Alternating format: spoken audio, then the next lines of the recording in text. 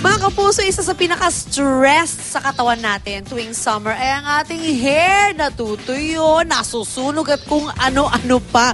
Siyempre, bilad siya sa araw, nabibilad siya sa chlorine, sa tubig alat at kung ano-ano pa talaga. So, paano natin maibabalik ang ating shine at dulas ng ating napakagandang hair dapat? Tuturuan tayo niya ng ating resident fashion, protocol, etiquette, and civility consultant. Ang hama niyan, si Miss Olin Juarez. Good morning! Good morning! Good morning po sa inyong lahat. Nako, summer na. Ay, Dry. summer. Patapos na nga yung summer. Oh my, Kaya kinakita na, kaya dry na talaga yung hair Oo. natin. So what should we do?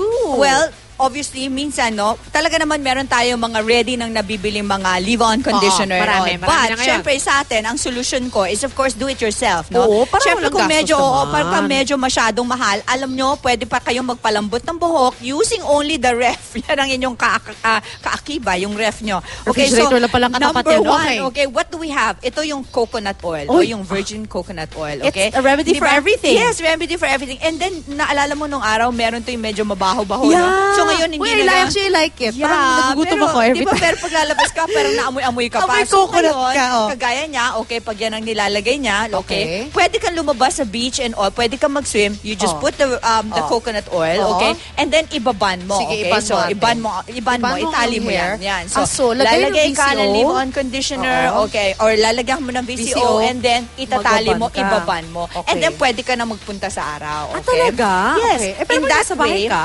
okay, pag nasa bahay ka naman, pwede mo din siya itali and then lalagyan mo siya ng shower cap. Uy! Importante kasi yung Okay shower yan. cap because it brings the heat. Ah, Oo. So, for about 20 minutes, okay? And then, and then shower ka na ulit. so bababa rin natin yung hair natin. Yun lang pala. Yes. Okay, so oo. pwede bang regular plastic ba? Pwede naman. Pero huwag niyo ilagay sa mukha, ah. Okay, just ikaw ulit talaga mga Ganun lang suggestion. talaga. Oo. Okay, how And then about this next one? is of course egg, okay? Whether Okay. egg white or egg yolk or just the egg, okay? Kagaya ng ginagawa niya ngayon. So minamasahe lang because yung egg talaga, meron talaga siyang moisturizing ingredient o properties na talaga Okay. nakakalambot. So whether separate or pareho, lagyan niyo ito ng konting honey, okay? Which is the next one. Lagyan niyo pa ng konting honey, i-mix niyo yan, okay? And then yun, pwede mo na ilagay. So kung nagmamadali ka, for example, pwede mo itong pasagin sa ulo mo, pak! Tapos yun Pwede na rin. Basta make sure lang, huwag kayong lalabas sa araw kasi baka matuyo. Alam mo naman, ang Maluto. init kayo, maluto sa buhok mo. Okay, sa ulo. Really, really bad, okay? And then what is next? Next is of course honey. Honey, every Okay. time it's mixed with all of these, Okay. pag i-mix mo yan, pwede, especially with the avocado. Uy, avocado. Yes.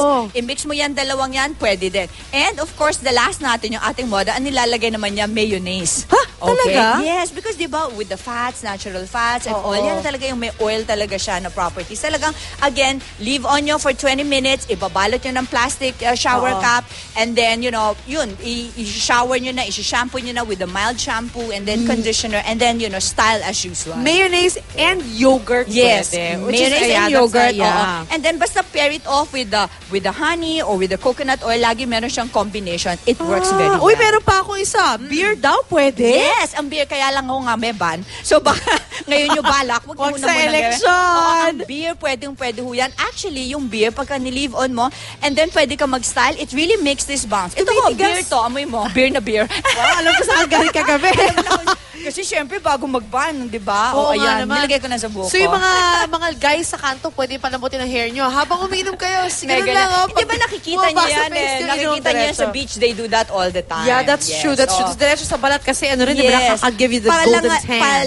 Pangalagaan natin ang ating buhok because syempre yan yung crowning glory. glory. Pangit makita yung medyo dry na yung hair. Oo, yung mga split ends yung alagaan yung buhok. At saka, well, the rest of your body, of Yes. course, your beauty. Yeah, maraming salamat, Miss Thank you, O. also Thank din. you. Alright, mga kapuso. Alagaan ang inyong buhok ngayong summer. Babalik po agad ang unang hirit.